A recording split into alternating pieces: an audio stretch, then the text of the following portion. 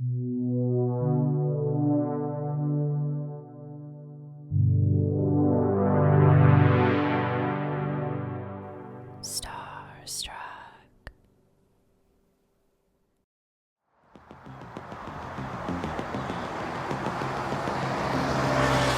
And action.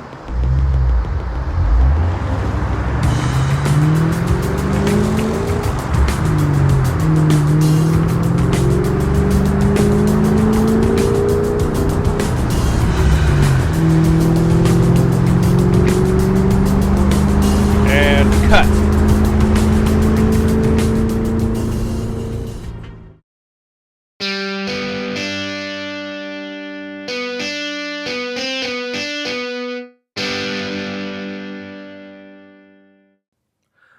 Well, welcome back to a new episode of Joyride. I am Jared Brandon Flandy, and I am Adam Mendenhall. this is the show where we talk about all things transportation and adventure. How you doing, Adam? I'm doing well. How about yourself? I'm doing good, and we have a story episode today, and it's kind of a hybrid episode. It's not about hybrids, it's about cars and movies. Oh, always a fun combination. Yeah, and before we get into that real quick, I just want to make a couple announcements. Of course, we are on Patreon. We appreciate any support that you can offer. And by all means, also check out all our social media links that are in the description boxes, our Instagrams, our Instagram account, and so forth, so you can get a little more visual idea of your joyride as you're listening to these episodes.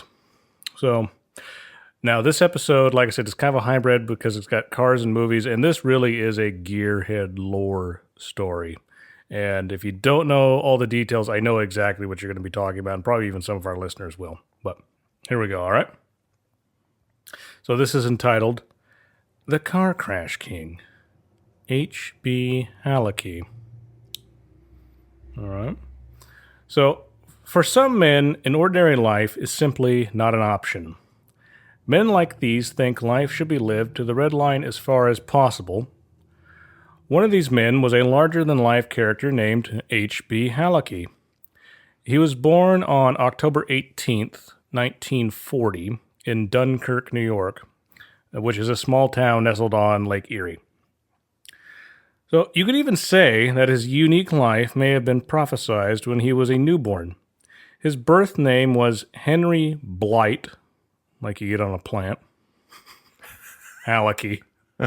But his middle name was spelled Bernard in his birth announcement. So I don't know. The local newspaper person's like, who names their kid middle name Blight? Yeah, exactly. Maybe it's Bernard. I don't know. But it is Blight, not Bernard. So the Halicki family was predominantly Polish, but Halicki's father originally was from Austria. It was a mixed family, and there were 13 children in all. Wow, gosh. You forget the size of some of those families back in the day. 13 children.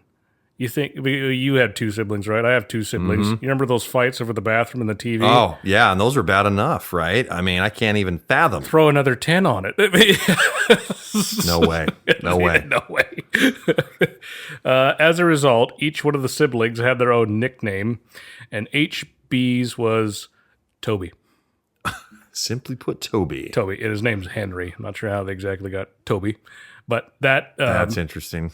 It would be the name he was known to his friends and family for the rest of his life. So he went professionally by H.B. Halicki. His first name was Henry, but he went by Toby. So we're going to call him Toby throughout this episode, all right? So let's just get that established right now. His father owned a tow truck and repair business, and this is where Toby's lifelong obsession with cars began. Toby would learn about cars by working for his father's shop. As of 2023, it's still a family-owned business. Just a second, let me find my place real fast here. So things would take an unfortunate turn for Toby, however. When he was in his mid-teens, two of Toby's older brothers had died, which was absolutely tragic for Toby. This inspired him at 15 to leave his hometown, and he ended up hitchhiking with an uncle to begin a new life in California. Put the old sack on a stick and out on the road. Now, mind you, this is like mid-century. We're not talking about the 1800s, but this had to have been a cool uncle that he got along with. I mean, how many uncles do you have? You want to go hitchhike with me across the country? Yeah. Go live a little. Well, I mean, I have cool uncles, but I don't know too many that might do that with me. Yeah, no kidding. So Toby was far from lazy, though, when he started his new life in Southern California. His uncle had bought a body shop. I almost said barber shop. That'd be a real twist. Sorry. He bought a body shop in Gardena. And within 2 years, Toby had bought his uncle out and owned the shop himself by the age of 17. Wow, talk about a young age to move on to that Seems level. like a lot of our heroes of these stories fast track for some reason. Yeah, they seems seem to just pattern. be at that place in time, and the conditions were right. Yeah.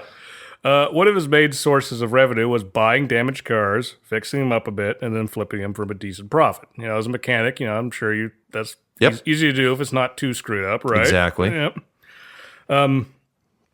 The repair business would eventually expand to an entire junkyard enterprise, and Toby was starting to rake in a healthy amount of cash. So he went from just the repair shop to owning an entire junkyard and salvage operation. He did use he raked in a healthy amount of cash. He did use it to make it rain. However, he did not use it to make it rain at strip clubs, however. Well, maybe he did a little, I don't know. But instead, he invested it into a series of real estate ventures. All right. Eventually, he would own an entire city block, so his exploits in real estate proved to be enormously profitable for him. Oh, wow. With plenty of money coming in from different avenues, Toby decided to partake in some hobbies. He, of course, bought cars, but also managed to amass a large toy and memorabilia collection at his private estate. Now, I know absolutely no one that is really into collecting memorabilia. No, not at all. I don't know what kind of person would want to do that. He's looking away from his mic is what he's doing right now. I plead the fifth on that subject. So between the toy cars and the real thing, he would eventually acquire over 100,000 items and an entire Old West style town he had built that also included his office. Wow. So aspirations for you, all right? No kidding. The office featured a large door so he could park his car of the day, usually a Rolls Royce, right in front of his desk. Oh, no better parking spot than up close like that. I know everyone, you got those marked parking spots for the executives. No, he's like, no, I'm just putting it right in my car in my office. Yeah, as close as I can get. Some said his reasoning for this is he did not have much as a child as he grew up in such a large family, so he was most likely trying to recreate the childhood he did not have, but always wanted, which I can kind of see. So, aside from cars and toys, Toby began to explore the other great passion of his life, filmmaking. Through one method or another, he managed to become a producer for a low-budget horror movie called Love Me Deadly, which came out in 1973. Take a guess what it's about. Ooh, gosh. I'm going to guess stealing cars. Toby also briefly had a cameo as a racing driver at a party scene in the beginning of the film, but the story was about a cult of vampiric necrophiliacs. Oh, my God. Wow. Well, I was a little off, but there was quite a colorful selection in that time era, I guess. Yeah. As you are well aware of, I'm a filmmaker, and there's different ways of getting into the business. And going the horror route is one route, but you have another option, which is going the documentary route. That's the route I went. So if you are an aspiring filmmaker listening, you have more options than simply going into just low budget horror. There's other things there's other ways of breaking in. So just keep that in mind, all right? Young ladies interested in lifeless men, literally, was not exactly up Toby's alley, however. The movie he was burning to make was a car chase thriller with a car chase bigger than anything that had ever been attempted before. It would be entitled Gone in 60 Seconds. Oh, now we're talking. It would be produced, written, directed, starring, and stunts performed by Toby himself. A little bit of a Renaissance man, I suppose you could say. Yeah, that's a good way of putting it. Instead of working with a major studio, Toby decided to make the film entirely independently. One of the first things he needed to do was to assemble a large fleet of movie cars. This, of course, was relatively easy for him since he already owned an entire junkyard empire. So I mean, he just had to tap into his own inventory, essentially. Yeah, and I'm sure he had quite the selection, needless to say. To pave the path to destruction, Toby had some of his own cars featured in the film, but most of the cars that were going to be destroyed, such as the police cruisers, were bought at an auction. Toby only paid an average price of $200 per car. Wow. God, that's hard to imagine these days. Now, that's still relatively cheap, but if you adjust that for inflation for 23, that's about $1,400. Is what it comes down to. Okay. Yeah, so not exactly a stealer, but cheap nonetheless for fully functioning working cars. All right. No. With the casting of his cars well underway, Toby now had to cast the human stars of his cinematic masterpiece.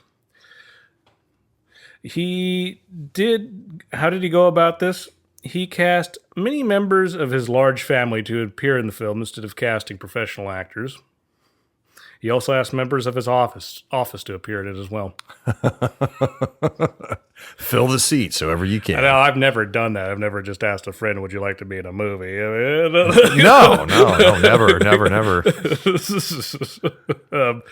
His shop was also featured in the chop shop scene in the film, but filming had to be occasionally stopped so Toby could have cars brought in to be repaired in order to make more money while he was simultaneously making the movie. It's like, well, okay, we're doing well, but we could use a little more cash, So just let's put the cameras out of the way, bring the car, fix them up. Okay, put the cameras back in. That's eventually what he's doing. Toby did hire film professionals such as Jack Vasic, the main cinematographer, and Warner E. Layton as the film's editor. Both of them would experience their own respective joys and woes when they helped make Toby's dream become a reality. Before we get into that, let's discuss a little bit about the film's plot and story, or perhaps lack of story. I'm assuming you've seen the movie, right? Of course I have, yep. The main character, Madrian Pace, played by Toby, is a professional car thief and chop shop owner who doubles as a respected insurance investigator. In the film, Pace makes a deal with a South American drug lord who offers Pace a $400,000 job. The drug lord wants him to successfully steal and deliver 48 different unique cars. So, that's the essential plot. The first 2/3 of the film features Pace's ring of thieves hot-wiring and driving off in stolen cars within 60 seconds, thus the title. The film also features an array of scenes that consist mostly of B-roll footage, with conversations in the form of voiceover as a way of explaining to the viewer what is going on in the movie. So there was some dialogue scenes with the quote-unquote actors, half of them being his family and office employees. So like a movie where it's, cutting back and forth, them sitting at a table. But a lot of it's just, here's them porting out a car and going, well, this is what we're doing. That's it worked. It wasn't the most sophisticated method, but it got the idea across. So even though a lack of story is the film's largest critique, it really does not matter, because Gone in 60 Seconds is not a film that was made to feature a car chase. The film is a car chase. It truly is, yeah. Without providing spoilers, Pace is forced into a high-speed pursuit after he had just stolen a yellow Mustang Mach 1 codenamed Eleanor. The rest of the film is a 40-minute-long car chase that features Halicki performing his own stunt driving by speeding and smashing his way through various cities in Southern California. Many considered the chase to be the longest in cinematic history. Well, it was. I mean, up until that time, you had never seen anything that was that extensive. You'd see a car chase, but not one that endured as long as those did in that movie. And it's still entertaining. I mean, you could put it on for anyone. It just goes and goes and goes. It never stops. No, it doesn't. The main picture car, Eleanor, ended up requiring a significant amount of modifications in order for her to put up with the strenuous assignment of being the main chase car. She had all of her body panels removed so a NASCAR roll cage could be fitted to protect Toby when he was performing the various stunts. The transmission was also chained to the body to prevent it from falling out. Can you do that? I mean, I read that and went, I don't really understand. Do you have any idea what they chained the transmission to the body to keep it from falling out? I mean, you could do that to the frame. I mean, especially, you could fasten it in a number of ways. I mean, I think that's probably what they're referring to more so than just the outer body of the car. I mean, the frame would make a lot more sense. Okay. Yeah. Although Toby did get some permission to film in certain areas, in most places he did not. A noteworthy example of this is a scene where Toby's character gets out of his car to unlock the warehouse where all the stolen cars are being kept. Toby simply told the crew to set up in front of the random warehouse door for the scene. Nobody knew who owned the building, including Toby. So he drives a car in front of this. It's just this warehouse with a door. He gets out. You see him put the key in, and then it cuts to them going into presumably another warehouse they filmed where they had all the cars in it. But just totally guerrilla style filmmaking. On the fly, which you can sort of get away with that now, but generally the legal rule is you need permission to film anywhere for the most part, unless it's in public on a street or something like that. So this is the 1970s. There's a lot less checks and balances going on, essentially. That's true. Different era. Yeah. It gets worse, trust me. Like a lot worse. Many of the highway shots were predominantly filmed on Sundays. Mind you, so high-speed scenes, he's driving as fast as he can, open road, with traffic on it. Not planned, not coordinated. As far as I was aware of, all right? So Toby specifically chose Sunday because after doing some digging, he discovered the person in charge of film permits in the area did not work on Sundays. Consequently, there was not anyone really to enforce any form of regulations. No consequence. No. You can't do this anymore. You cannot. Not even close. You could. I mean, this would not have been possible. Here's one for you. During some of these highway shoots, cameraman Jack Vasic would be riding shotgun with the camera rolling. On one occasion, Toby tucked Eleanor into the right shoulder of an on-ramp, squeezing between many vehicles and trucks before shooting out onto the on-ramp at high speed.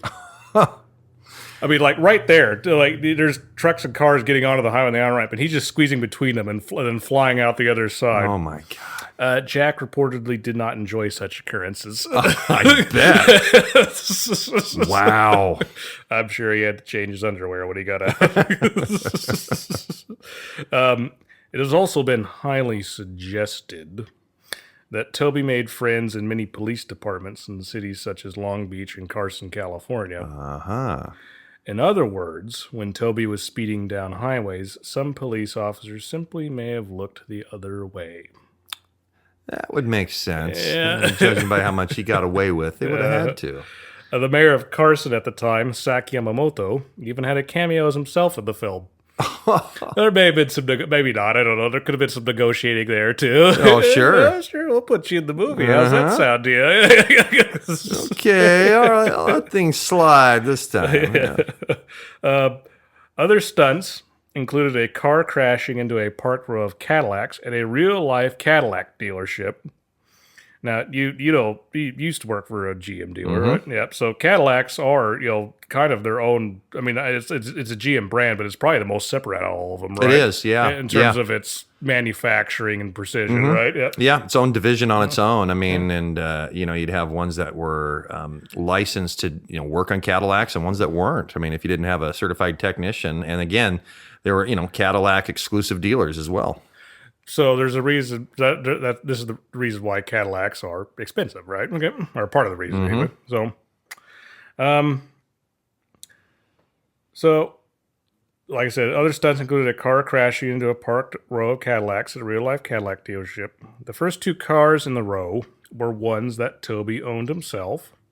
The rest were the dealerships. So the first 2 in front of this row are the junk cars Toby's bought, fixed them up a bit so they look new, and the rest are actually all brand new Cadillacs waiting to be sold, all right?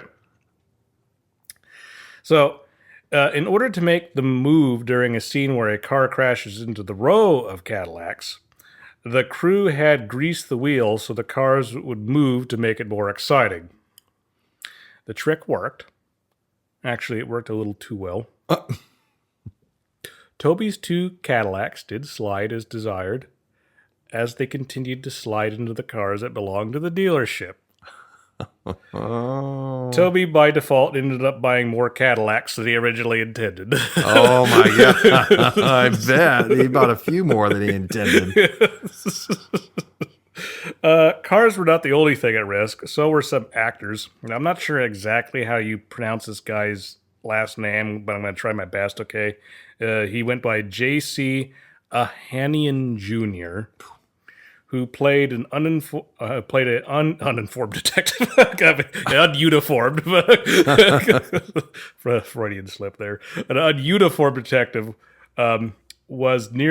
played an ununiformed detective was nearly killed when Toby came barreling down in Eleanor in order to perform a trick turn to avoid a police blockade. So the quote-unquote police for the movie, they're all lined up to try and block the Mustang from coming through, okay?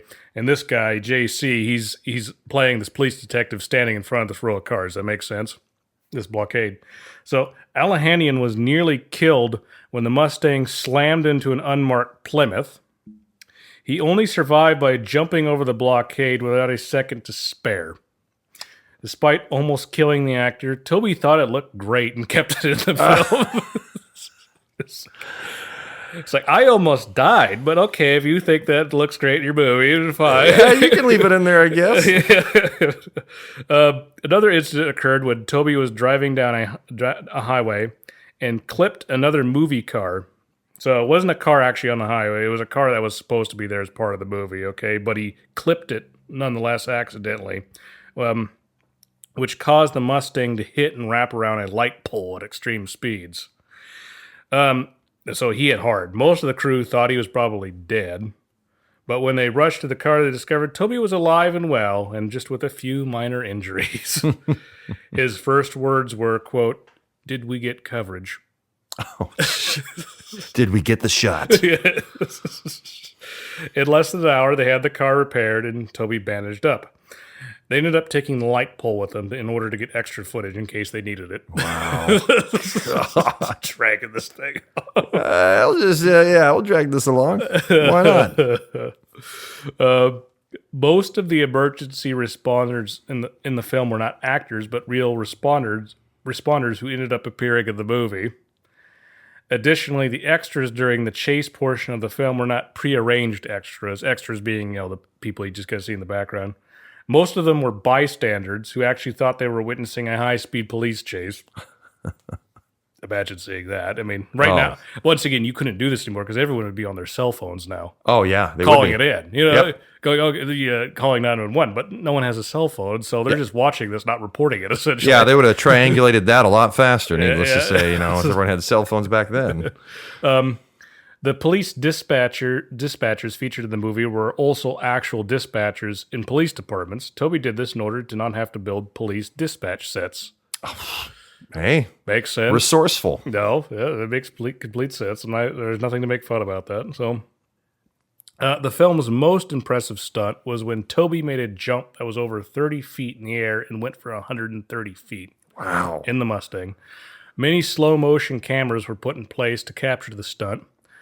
Toby survived the jump, but unfortunately compacted 10 vertebrae when he landed. Ugh. He walked with a slight limp for the rest of his life.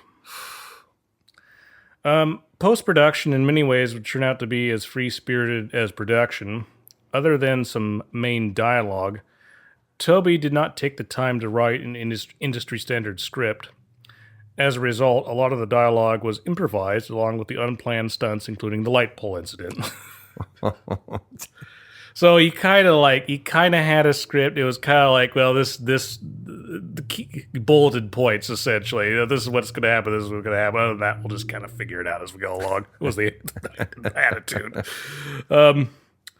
So for the editor Warner E. Layton, and I know I'll have some film editor friends will be listening to this, and they already know where this is going. This made the film more difficult to cut together than an Amishman trying to be an electrician. Oh my God. See, when you have a script, you have a blueprint, essentially. You have something to follow, but he doesn't really have a script, and so here, I'll keep going here. Toby would bring in reels upon reels of new footage and dump it in Layton's editing suite. Oh my God. For example, the film's opening scene where Toby's character inspects a train wreck was not planned. Toby had heard that a train had crashed and decided to go film a scene there without notice. According to Layton, it was the fourth or fifth potential beginning scene Toby had brought in for him during editing. Oh, this guy's tearing his hair out, trust me. Despite the unorthodox filmmaking methods used, the film was completed and was now ready for distribution. Distribution being, where it's seen, the theaters and whatnot. There was one problem. Toby had a hard time finding a legitimate distributor. To solve this problem, he ended up making a series of four wall deals to show the movie. And what a four-wall deal is, and it's still done to this day to a certain degree, is you're essentially paying for the movie to be shown at a theater. And then if there's profits, you as the filmmaker and the theater owner split that between each other. So that's one of the main methods he's using to get it shown, essentially.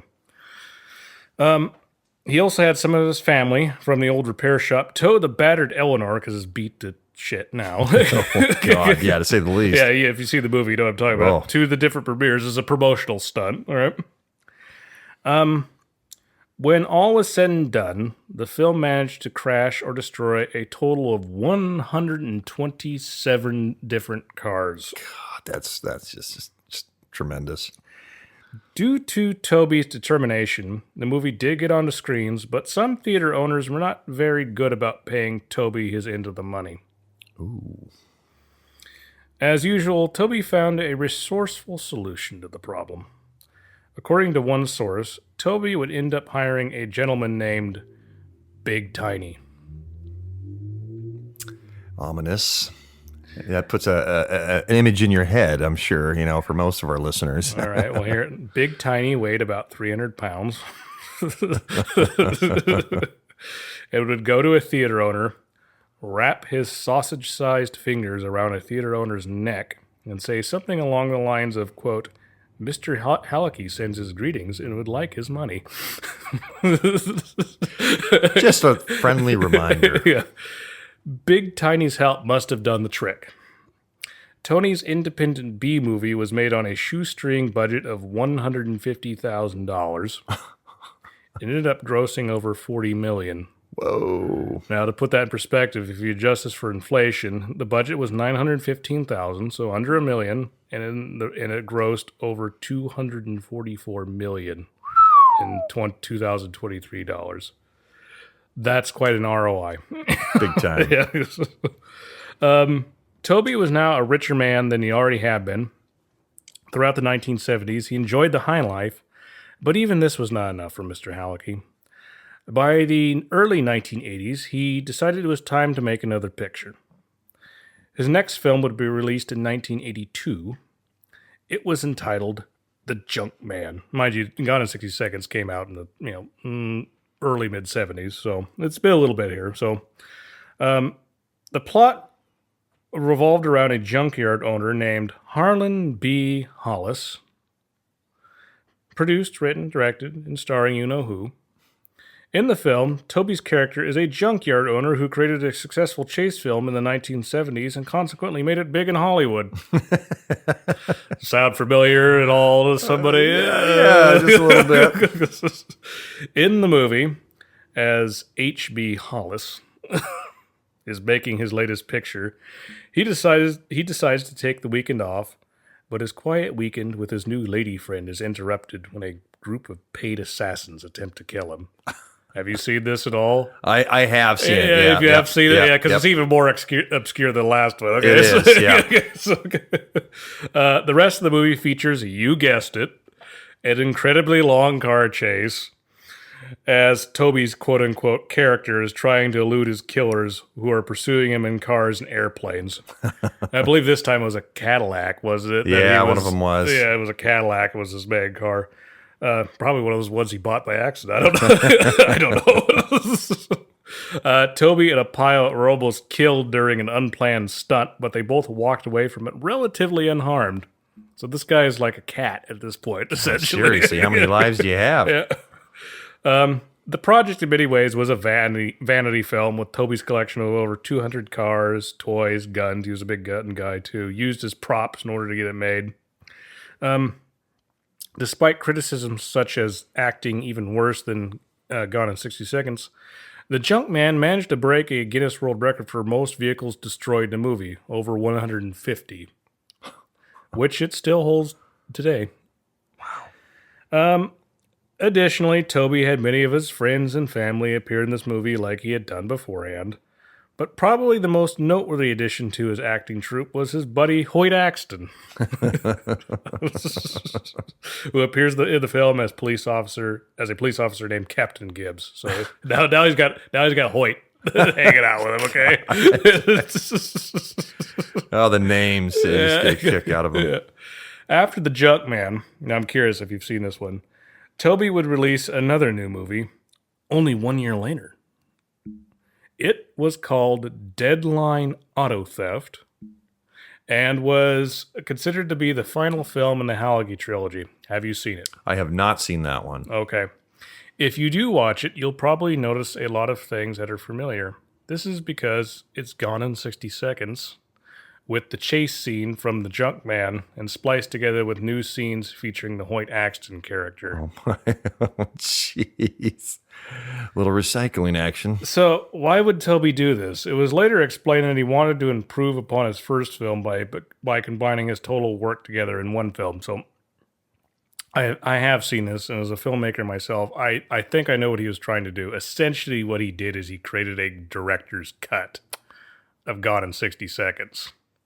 But instead of calling it Gone in 60 Seconds, the director's cut, he just released it as a completely different film under a completely different title. There's the spin. Yeah. So in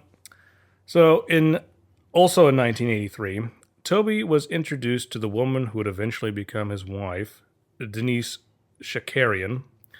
The couple eventually became engaged, and many of their friends described their relationship as nothing but true love. They would spend many years happily engaged until Toby had some news to share with her. 1, he wanted to finally marry her, and 2, he wanted to make a new movie with her starring as his leading lady. And the movie was Gone in 60 Seconds 2, and was going to be bigger and better than the original movie.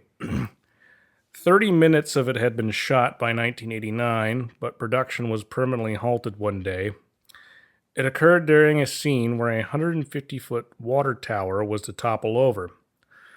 The tower did fall as intended, but a cable snapped, which caused a power pole to break that fell on the car Toby was in. On that day, August 20th, 1989, Toby had died. He was 48 years old. Wow. God. Of all the things he lived through, That's what takes him out. that's what takes him out. Yeah. God, you never guess. It's usually how it always works that way, too. It's kind of like General Patton died in a hospital bed or something of that nature. Yeah. Not on the battlefield. So Denise was a bride and a widow in only 3 months. Denise would eventually move on and form new relationships, but she never forgot her late husband. In the late 1990s, she would work with various post-production houses to make painstaking restorations to all of Toby's films, including a cut of Gone in 60 Seconds 2 with the footage that had been shot before Toby was killed. And you can usually find out on YouTube and places the stuff they did get. So, with this success, she would also work with Hollywood producer Jerry Bruckheimer, a fan of the original movie, to release a remake of Gone in 60 Seconds. It would be released in 2000, and among others, starred Nicolas Cage and Angelina Jolie. Due to her hard work, she introduced Toby's films to an entirely new generation of fans and gearheads. So, how can one sum up the life of someone like Toby Halicki? I think he was a person that felt a dream was not just something to talk about, but was something worth living. It did not matter if someone told him it was not possible, because he obviously felt anything was possible. There's no trick to it, you just have to do it. In other words, sometimes you just have to put the pedal to the metal and enjoy the joyride, and that's exactly what he did. He certainly did. And that is the end of our story. That's a wild ride. That is, and that's one that's just, again, unprecedented, the length of the car chases and how long they endure throughout the film. Yeah, I mean, the guy set a whole new bar. I mean, when he made those, and it's still fun to watch today. I mean, it's just it's amazing with real live action stunts and real vehicles. No CGI. No CGI. So exactly, that's the other thing is what you see is what you get there, and I think we've discussed this before. I mean, things are starting to trend back in that direction more and more. They are. Practical effects are becoming more popular again. In fact, that new Oppenheimer, that new Nolan film, a lot of that is done practically too. So, and the argument, I mean, there's certain things you need CGI for. You just do, because it's just better in some ways. But because some of the saying that special effects guys will say is, if you could do it practically, no pun intended, to do it because it's real, so it looks more real, because it is. It is. Yeah, and you look at some of the films that have aged well over time. A lot of them are ones that had a majority of practical effects, included in the filmmaking. Now, the funny thing is, we were talking about how a lot of this was done without CGI. A lot of this was done not exactly legally, Mm-hmm. So, guess what was one of the biggest hangups when this was trying to be released? There was that scene in the shop, which is Toby's actual shop, and it had all the pinup girls, the nude pinup girls. You remember that? Yep. Okay. Now, they weren't like close-ups of them. You just kind of saw them in the background. But nonetheless, these photos of nude women, it had a hard time being shown, and censorship, because, there's those pictures of those naked ladies in the background. And it's just like, well, one, any shop back then especially, even a little bit now, is going to have pinups. It just is. Two, that's what they're worried about out of everything that they did in this movie. Which, out of all the things they could have brought up that could have made it potentially difficult to market, that was what they had the biggest hang up about. Yeah. How trivial that is today. By today's, I guess back then it'd be different, but by today's standards, it never would have even been put on the list. No. All right. Well, okay. So we're going to bring things here to a close. We're done with that story. Do you have any other last minute thoughts here, Adam? No, I just encourage people, this is, you hear Gone in 60 Seconds. Most think of the Nick Cage, Angelina Jolie movie that we had mentioned.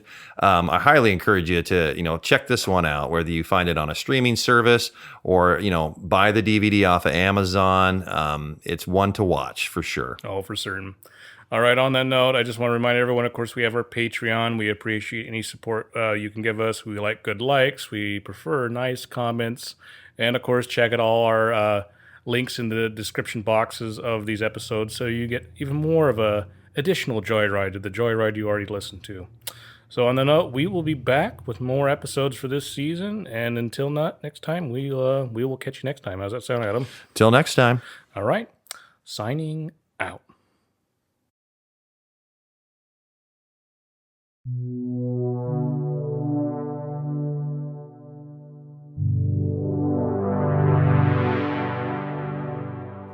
Starstruck.